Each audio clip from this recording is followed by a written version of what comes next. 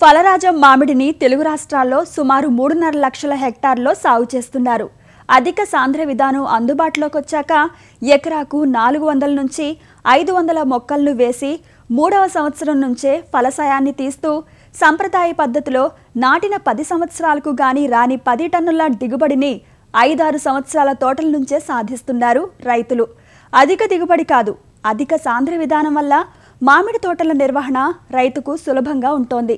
అధిక దిగుబడికి దోహదం చేసేది సాగు విధానం ఒక్కటే కాదు, నాటుకు ఎంపిక చేసిన మొక్క కూడా.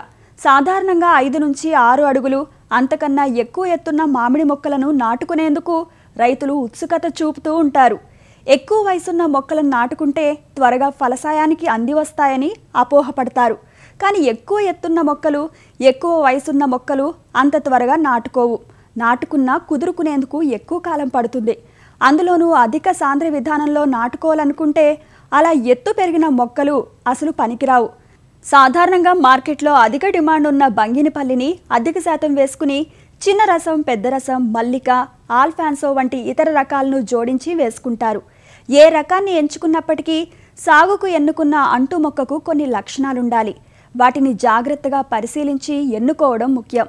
మంచి లక్షణాలు గల తల్లి చెట్టే తోటలో ఉంటే అంటు మొక్కలను స్వయంగా ఉత్పత్తి చేసుకునే అవకాశము ఉంటుంది. మరి మామిడి అంటు మొక్కలను ఎలా ఉత్పత్తి చేస్తారు? ఎంత వయసు గల మొక్కను నాటేందుకు ఎంచుకోవాలి?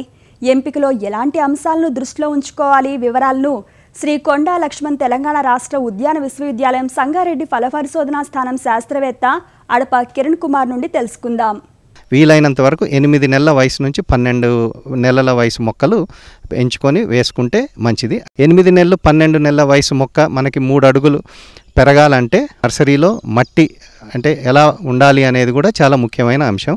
ఈ మట్టిలో మనం ఎర్రమట్టి అలాగే పశువుల ఎరువు సమభాగాల్లో కలిపి సంచుల్లో నింపుకొని ఆ తర్వాత పిక్క అందులో పెట్టి పిక్క ఒక 3 నెలలు వయసు ఉన్న మొక్క మీద అంటు కట్టుకోవాలి.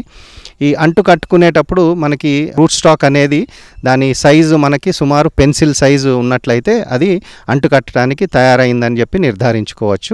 తల్లి మొక్క మీద సయాన్ మెటీరియల్ అంటే ఆ తీసే పుల్ల మనకి దాన్ని ప్రిక్యూరింగ్ చేసుకోవాలి. అంటే దాని ఆకులన్నీ తీసేసి కాడల వరకు ఉంచినట్లయితే మనకి ఒక వారం రోజుల్లో ఆ పుల్ల అంటు కట్టడానికి తయారవుతుంది.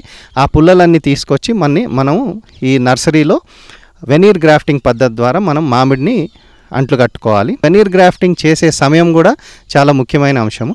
జూలై లేదా ఆగస్టు, సెప్టెంబర్, అక్టోబర్ ఈ 4 నెలల్లో మనకి కట్టినట్లయితే మనకి మంచి సక్సెస్ రేట్ ఉంటుంది. అనుకూలమైన వాతావరణంలో అనుకూలమైన నెలల్లోనే అంట్లు కట్టినట్లయితే మనకి 80 నుంచి 90% వరకు సక్సెస్ ఉంటుంది. అట్లాగే మొక్కలు బాగా పెరిగి మనకి మళ్ళీ జూన్, జూలై కల్లా 3 అడుగుల ఎత్తు పెరిగి మనకి ప్రధాన పొలంలో నాటుకోవటానికి వీలవుతుంది.